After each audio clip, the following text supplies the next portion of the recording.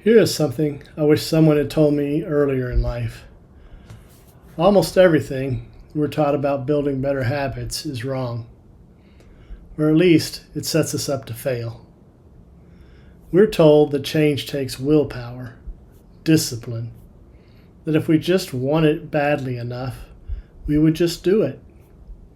So we start strong in January, white knuckle it for a while, a couple of weeks, and then we quietly stop. Very common.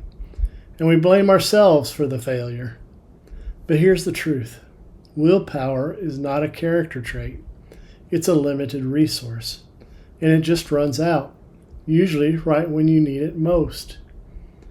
If your new habit depends on willpower, you have built it on quicksand. There's a better way, and it doesn't require more discipline. It requires a better design. It's called anchoring. So an anchor habit is simple. You take a new behavior you want and you attach it to something you already do without thinking. The thing you already do, that becomes the anchor. It does the real remembering for you. The formula is like this. Just one sentence. After I do this thing, I already do, I will do the new thing. You're not relying on motivation. You're borrowing the reliability of an established routine. It's already rock solid. Your existing habit becomes the trigger for the new one. So you never have to wake up and decide. The decision really has already been made. Let me show you mine. I wanted to walk every day. For years I told myself I should, and for years it didn't really happen. Because walk more is a wish, it's not a plan. So I anchored it. After I finish lunch now, I take a 20 to 30 minute walk every day. Lunch is the anchor. It already happens, I'm going to eat roughly the same time every day. No willpower really required. The walk just rides along with it. I finish my plate, I lace up, and I go. I don't debate it. I don't wait to feel like it. Lunch ends, and the walk begins. That's the whole mechanism. One reliable thing you already do with one small new thing attached to its tail. There's real science behind this too, and we go deeper on that in the video on roles, routines, and habits. That's one to watch. But here's the short version. Habits run on cues. Your brain pairs a trigger with a behavior until the behavior becomes automatic. Then it stops costing you effort. That's the habit loop. When you anchor a new behavior to an existing cue, you're handing your brain a trigger it already obeys. The psychologists call this implementation intention. An if-then plan, and the research is striking. People who write down when and where they will do something are far more likely to actually do it than those people who simply intend to. While a new behavior takes time to feel automatic, often a couple of months or so, a strong anchor carries you through that stretch. That's when motivation alone could have you quit. So now, here is the part that surprised even me. And it's the heart of everything that we do here at Change 8. A single, well-placed habit rarely stays in its own lane. My walk looks like one thing. It looks like physical wellness, maybe, moving the body. But watch what one daily walk actually does. If you start your walk with a negative mood, it can change. Physical activity is one of the most dependable mood lifters that we have. Walking, especially, is linked to lower rates of depression and anxiety.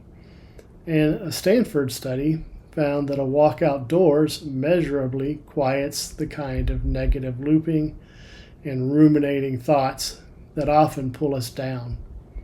So the walk I take for my body is also quietly steadying my mind and emotions.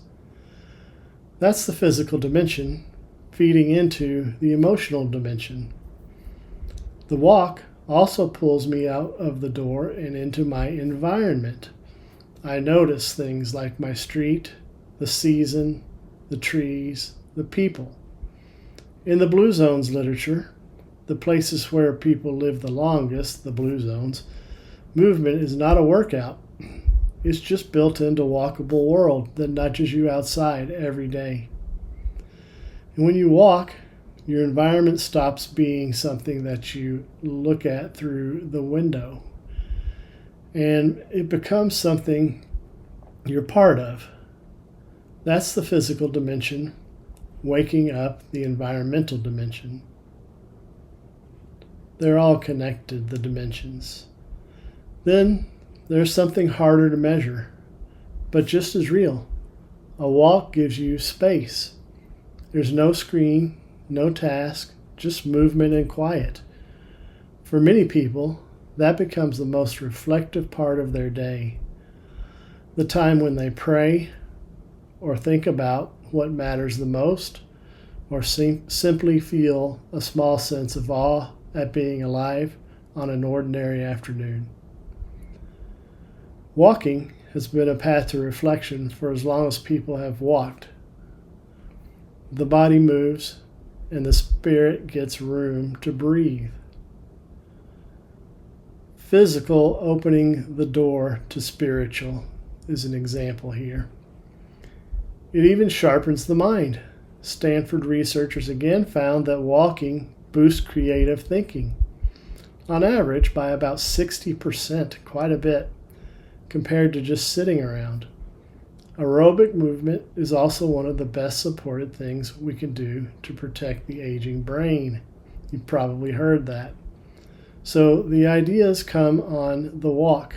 The problem I could not solve at my desk then loosens up by the second block of walking. This is physical feeding the intellectual. And the moment I invite someone, it becomes another connection. A walk with my spouse, with a neighbor, a friend, is some of the best conversation of the day. Shoulder to shoulder, no pressure, just walking and talking. The same 30 minutes now carries my relationships too. One walk gets you physical, emotional, environmental, spiritual, intellectual, and social dimensions, all from a habit I anchored to lunch. It's already going to be happening. That's what we call keystone effect. You do not have to improve 8 dimensions of your life at once. You place one small, well-chosen habit, and the momentum can spread on its own. So, here's how you build yours. First, pick one small habit, smaller than feels impressive, maybe 10 minutes, not an hour. Second, find your anchor, something you already do every single day without fail. A meal, your morning coffee, something that's already a routine. Brushing your teeth, maybe. The more automatic it already is, the better it's going to work. Third, write a sentence. Something like, after I finish lunch, I will walk for 20 minutes. Put it where you'll see it, and then let it ripple. You're not trying to fix everything. You're placing one stone and letting those circles spread out. You don't need more willpower. You need one good anchor. If you want to see which of your 8 dimensions could use a little momentum right now, then please take the free retirement wellness quick check. It'll help. It takes only a few minutes, and it will show you where one small habit might do the most good for you. And if you'd like to do this alongside others, walking the same road with you, please come join our free school community. The link is right here. So pick your anchor, take the walk, and let it spread over all of the dimensions. And a reminder, I want you to retire well and live fully. See you in the next one.